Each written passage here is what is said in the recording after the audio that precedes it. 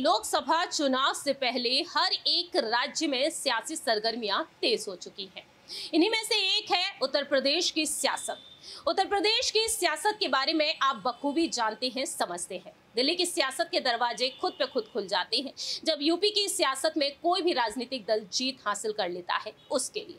ऐसे में देखने को मिल रहा है कि यूपी की सियासत में हमेशा ही चर्चा का विषय बने रहने वाला यादव कुनबा लगातार यहां पर अपनी बात डंके की चोट पर रखते हुए नजर आता है।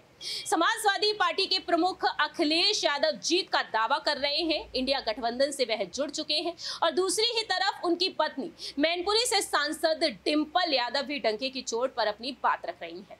आपको जानकारी दे दें कि ना सिर्फ डिंपल यादव बल्कि दूसरी ही तरफ यादव कुनबे की छोटी बहू अपर्णा बिष्ट यादव भी हैं जो बीजेपी का हिस्सा हैं और दोनों ही बहुएं एक मुद्दे के चलते आमने सामने खड़ी हो चुकी हैं। नमस्कार, मैं प्रांशी राठौर और आप देख रहे हैं नेक्स्ट 9 न्यूज।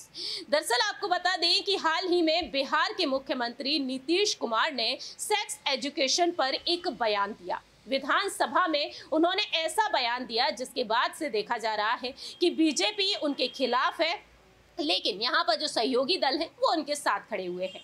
तो यहाँ पर डिंपल यादव ने नीतीश कुमार के बयान का समर्थन किया है और अपर्णा बिष्ट यादव अपनी नाराजगी को जाहिर करती हुई नजर आई है।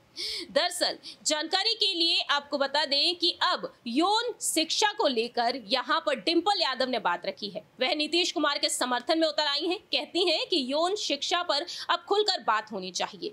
इस तरह से यहां पर वह साथ देती हुई नजर आई हैं। डिंपल यादव का कहना साफ तौर पर रहा है मीडिया के सामने कि सीएम नीतीश कुमार कहना चाह रहे थे कि यौन शिक्षा के मामले में आमतौर पर लोग खुलकर नहीं बोलते। उन्होंने अपने तरीके से अपनी बात को रखा। मेरा भी यही कहना है कि यौन शिक्षा देनी चाहिए और इस पर खुलकर बात होनी चाहिए। गर्भ निरोधक का उपयोग होना चाहिए क्योंकि हमारी जो जनसंख्या है भारत की वो लगातार बढ़ती ही जा रही है और इस पर ध्यान देना बहुत ही जरूरी है। इस तरह से यहाँ पर डिंपल यादव ने उनका समर्थन किया है। मालूम हो कि डिंपल यादव ने जिस तरह से उनका साथ दिया है तो वहीं मुख्यमंत्री का साथ बिहार के उप मुख्यमंत्री तेजस्वी यादव भी देते हुए नजर आए हैं, उनका बचाव करते हुए नजर आए हैं। और ऐसे में देखा गया है कि अब यहाँ पर डिंपल यादव भी मैदान में उतर आई है। मालूम हो कि अपर्णा बिष्ट यादव इस मामले पर साफ तौर पर कही थी, वह विरोध जताती हुई नजर आई थी कि सबसे पहले एक महिला होने के नाते मैं बयान से नाराज हूँ, मुझे नहीं लगता कि उन्हें यह बयान देना चाहिए था। बिहार के सीएम का इस तरह का बयान वाकई पूरे देश के लिए शर्मनाक है। अब जब चुनाव होंगे तो बिहार की जनता को याद रखना चाहिए उन्होंने किस तरह के लोगों को वोट दिया, उन्हें इस्तीफा दे देना चाहिए। तो इस तरह से यहाँ पर अपर्णा बिष्ट यादव भी अपनी बात रखी। उनका कहना साफ तौर पर रहा यहाँ पर कि इस तरह की अमर्यादित टिप्पणी उन्हें विधानसभा में नहीं देनी चाहिए।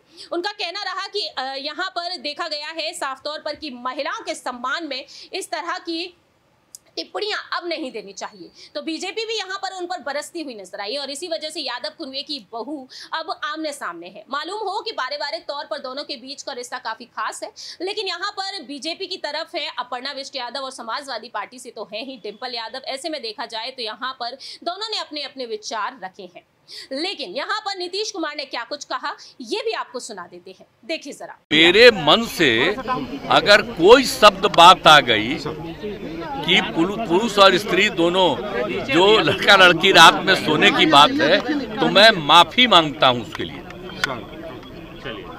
मैं इसके लिए मैंने वापस करता हूं इन सब बातों का। अगर इसको हमने यूं ही कुछ बात कहा और उसको ले करके इतनी निंदा हो रही है तो मैं भाई देखिए, अगर मेरी कोई बात कहना गलत था तो मैं इसके लिए माफी मांगता हूं।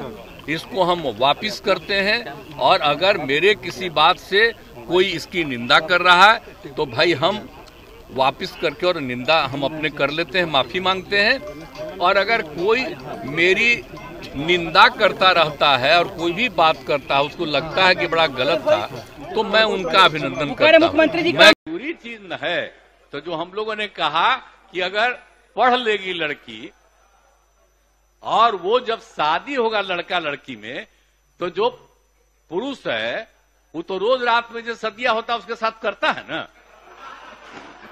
तो उसी में और पैदा हो जाता है।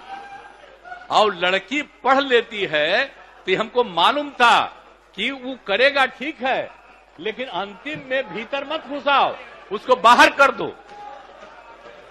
करता तो है, तो उसी में आप समझ लीजिए संख्या घट रही है। आपने देखा कि किस तरीके से यहाँ पर नीतीश कुमार अपनी बात तो रखी, लेकिन बाद में वह माफी मांगते हुए भी देखे गए हैं। अब आने वाले दिनों में देखना होगा कि आखिरकार यहाँ पर अपर्णा बिष्ट यादव को बीजेपी खेमे से कोई अहम जिम्मेदारी दी जाएगी 2024 के लोकसभा चुनाव को ध्यान में रखते हुए या फिर नहीं, और डिंपल यादव एक बार फिर से मैनपुरी से चुनाव लड़ती हुई नजर आएंगी। देखना होगा कि आखिरकार मुलायम सिंह यादव जी की दोनों ही बहुएं राजनीति में किस तरह से अहम छाप छोड़ती हुई नजर आएंगी।